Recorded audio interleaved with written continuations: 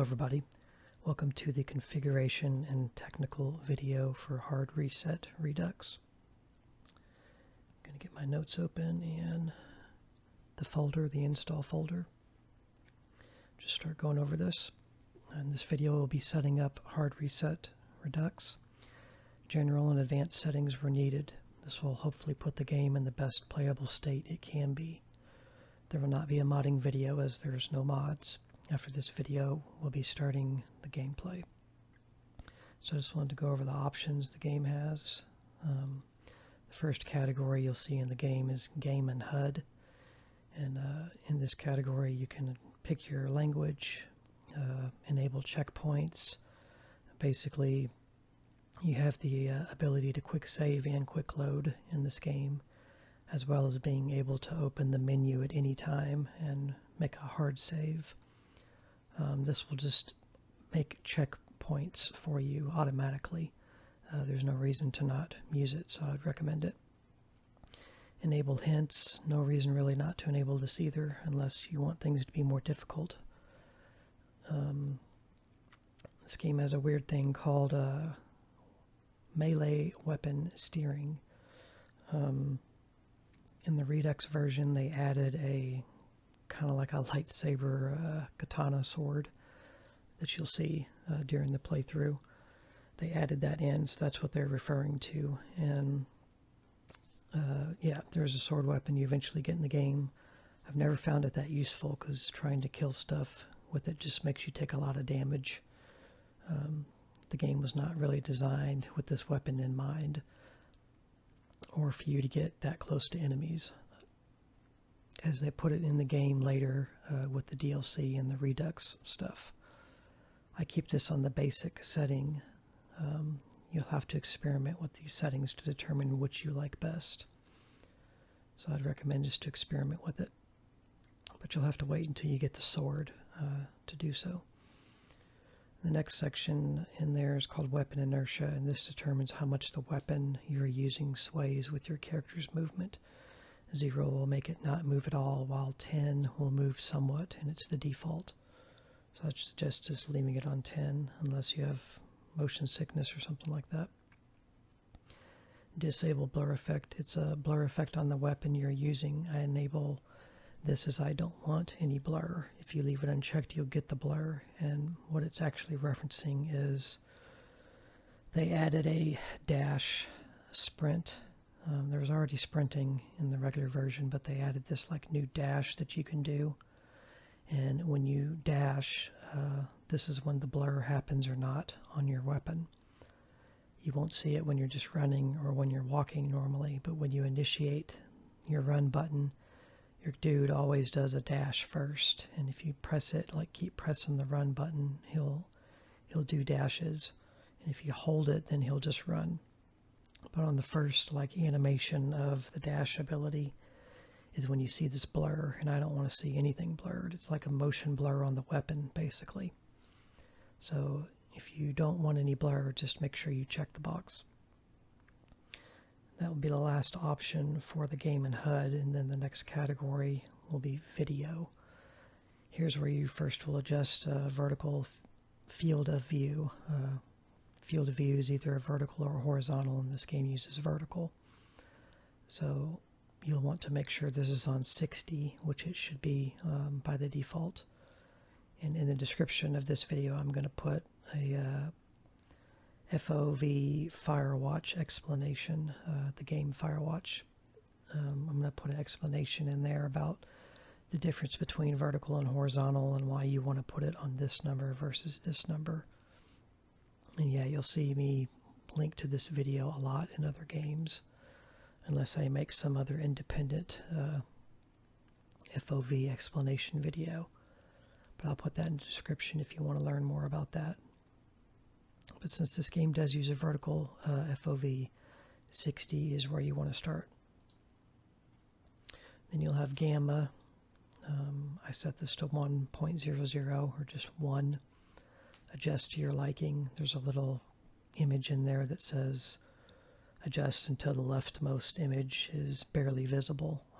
That's what you want to do. In my case, I adjusted it to where that wanted me to put it, and I think it washed the game out too much. So I'm going to leave it a little darker, but then I'm going to brighten this game anyway whenever I put it on YouTube. Full screen, I recommend full screen for best performance. Resolution scaling, this is overall how good the graphics will look. 100 is normal and the default, but I would recommend increasing this to 200 if you have a decent PC, as this is a old game at this point. The Redux came out in 2016, I think. And they did increase the graphic quality a little bit, but not by a crazy amount. So I would say start with 200 as your default, and if you're having frame rate issues, then start dropping it down to 100 or somewhere in between. This is also a setting you'll see in a lot of newer games like Resident Evil 7 had it, where it had a resolution scaling option. Display, just choose your graphics card, your GPU in the list if it's not already selected. Refresh rate, you're most likely going to want to run it at 60 FPS. I think you have to, unless you could do something in a config file or whatever, but I don't think you can. This game's designed for 60 FPS. Aspect would be a 16:9 for widescreen. I think there was a 16:10 option as well. And then resolution, the highest you can pick is 1920 by 1080. Like I said, this game was designed for 1080p, not 4K. The triple buffering, it's actually a typo in the game calling it triple with 2 P's.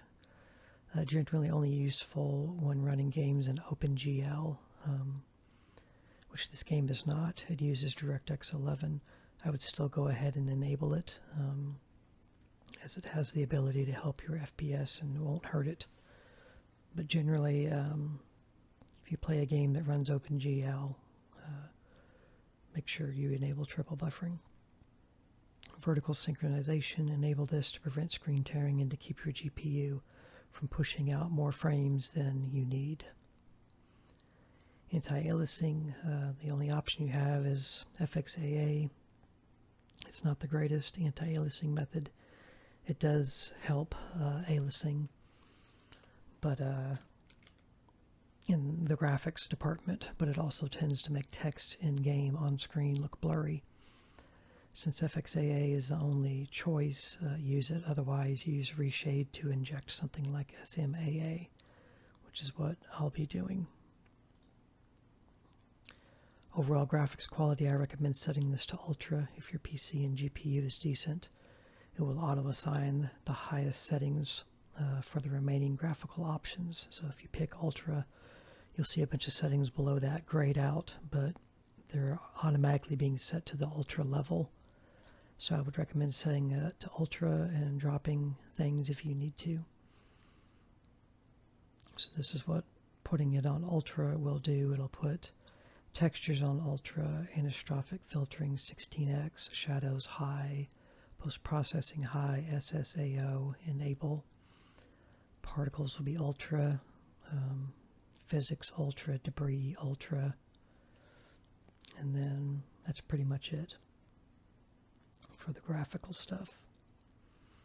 The next category we'll get into here is the audio, and it'll automatically detect what your setup is. In my case, I'm using Razer Kraken Tournament Edition headphones, and they're 7.1, so I'll show 7.1 in there whenever I run the game. Then you got global volumes, just the overall volume level, 100%. Music, 100. I may set it to 50%, so it isn't louder than my voice, like overpowering. I think in the first gameplay video I'm going to leave it at 100, but if it's too loud, if I find in editing it's too loud, I'm going to drop it down probably to 50%. Then any voice speech in the game, 100%. For stereo, leave unchecked so you get surround sound, probably will be grayed out. Yeah, there's no reason to really use that. One thing I was just thinking of, before I get to the controls section here, I did do a test in the game where I started a new game because I started a new profile and I just wanted to start and see how things would be. And I had a weird glitch, and it's probably a Redux only glitch, and I looked online and other people were having it happen too, where when you start a new game or a new stage, possibly even, the cutscene like tries to play for a second, and then it just stops. And then you get the option when the level finally loads up to just press enter to skip, and then it goes into the level like normal, but you don't get to see the cutscene. So that's some glitch you may run into, and the fix for it really is to usually probably just quit your game and restart it, like completely shut out of it, quit the game, and then rerun the game, and the cutscene should play. I don't know if it's something you're going to have to worry about on every level that plays a cutscene, or just the initial cutscene when you start a new game. But anyway, I had that happen to me, so you're most likely going to have it happen to you too, because other people are, and there's been no fix released for it, so just be aware that that does exist. The next category we'll get into is controls, the last category too. Use pickup with attack key. This essentially means your attack key, for me, since I'm using mouse and keyboard, would be my left mouse click, like it would be for any shooter. So this is saying, do you want to make the use button basically your attack button also? And I would advise not to do this, because in some situations you may be thinking something is usable and try to use it, and you'll end up just wasting ammo instead. So I would leave this unchecked and then just assign a hotkey for the use button, which you'll have in your key bindings. So yeah, leave this unchecked if you want to use the use keybind to do this, which is what I recommend, and which is what most other games do. Sensitivity, just adjust your mouse sensitivity or leave it at the default, should be good. Invert your controls if you want to make mouse looking up, movement be down, and vice versa. Smooth. In most games, it's usually best to not use smoothing and or mouse acceleration, as it can affect your overall aiming precision negatively.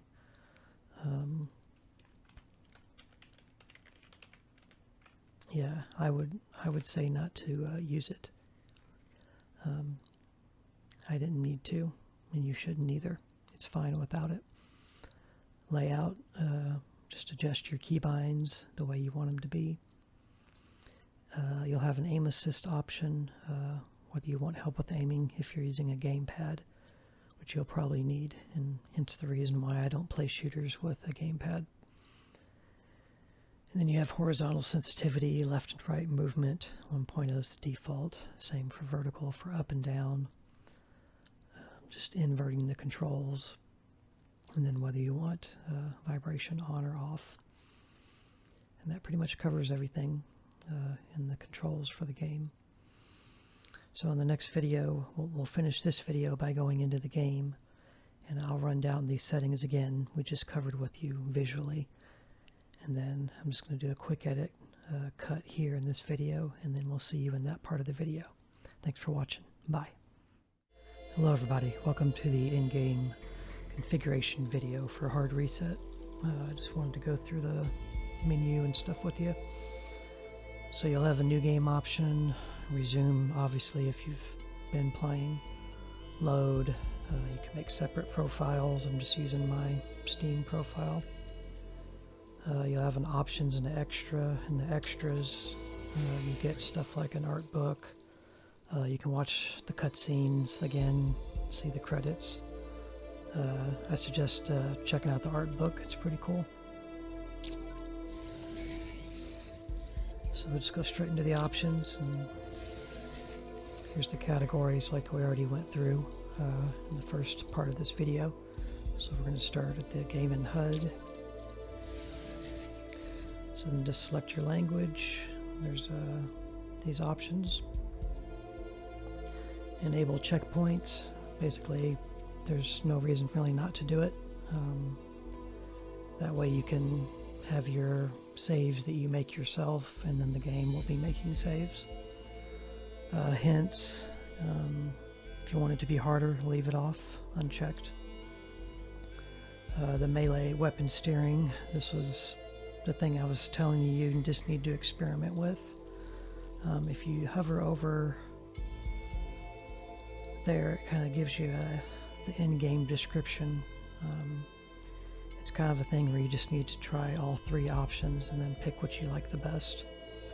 I'm going with basic, just a little control, but not a complicated control. And then the weapon inertia, that's just how much your weapon sway is with your character's movement. I'm just going to leave it on 10, that's the default. Turn it all the way to 0, obviously, if you don't want your camera, your weapons to sway with the camera.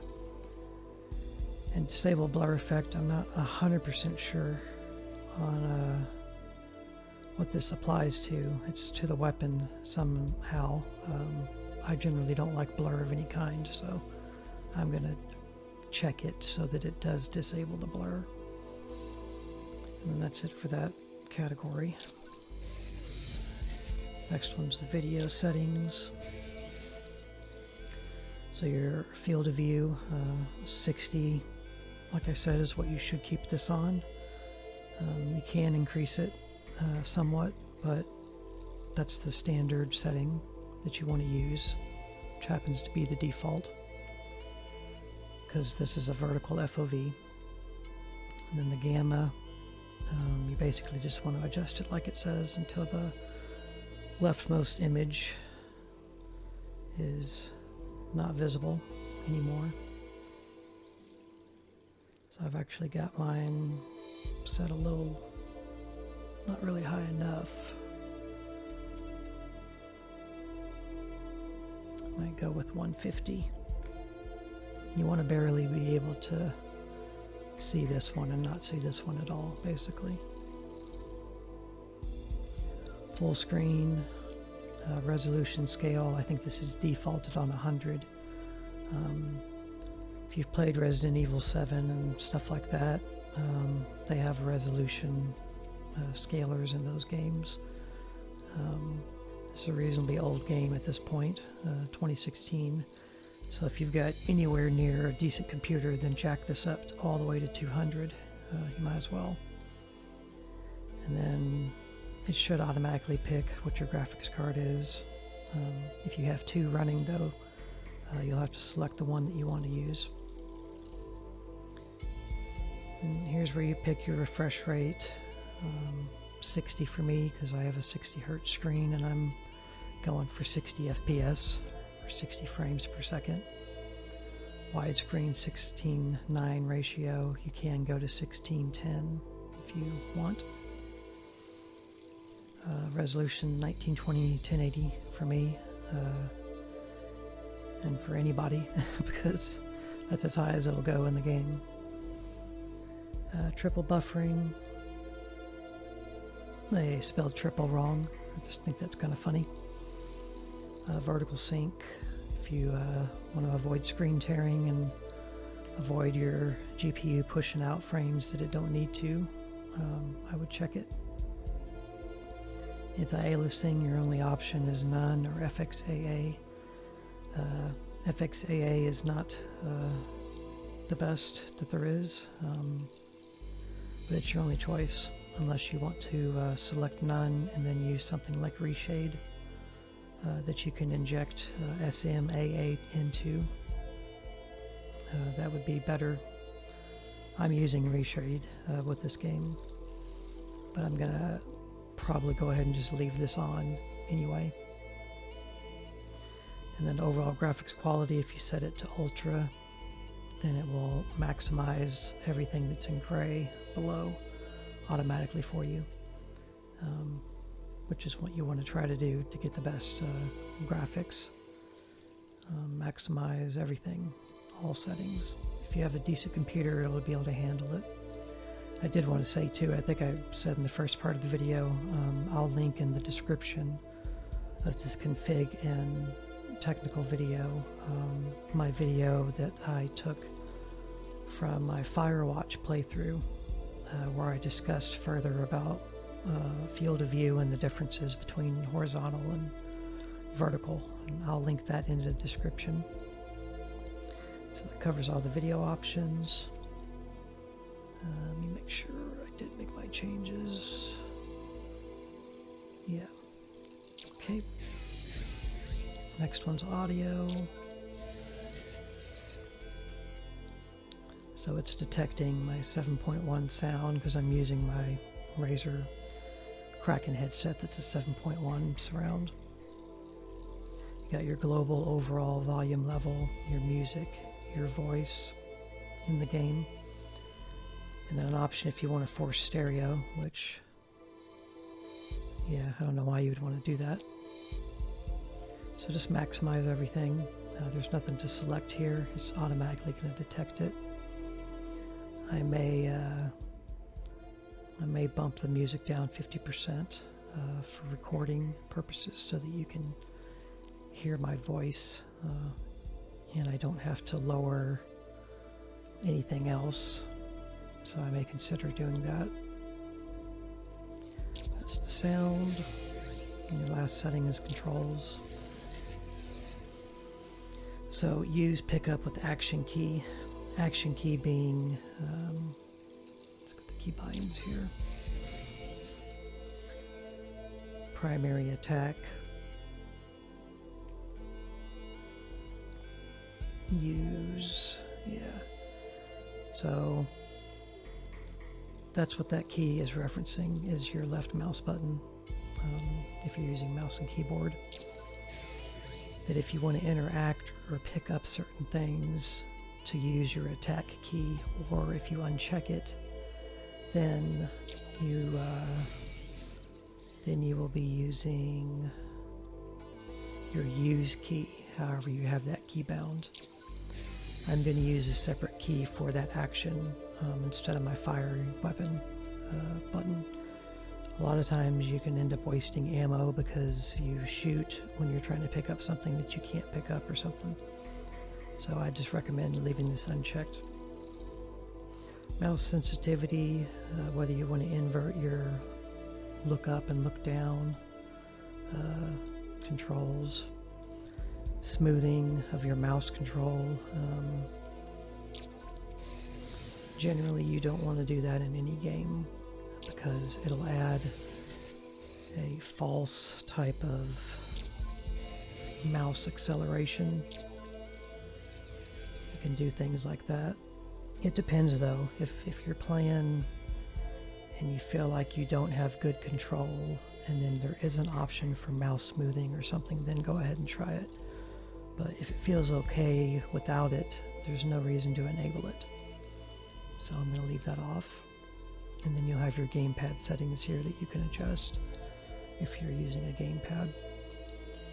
But me personally, I always use mouse and keyboard for shooters of any kind, even if they're third-person shooters like Resident Evil 2 Remake and stuff like that, Dead Space, you know. So any shooters, I always use a mouse and keyboard. It's just because it's what I'm used to. Okay, so that should cover everything. The key binds, just go in there and bind how you want things to be bound. You can just generally look at how I have my mouse bindings and my key bindings. Not that it matters, but some people might be interested in what I'm using, so that's what I'm using. But I'm an oddball, and I play with the arrow keys instead of WASD, and then I bind a lot of my primary things to the number pad keys, so I'm weird when it comes to that, I guess. Okay, that should cover pretty much everything here. Yep, and in the next video, we'll be getting right into the gameplay. So, I appreciate you watching, and I hope this helped you out. We'll see you in the next video. Bye.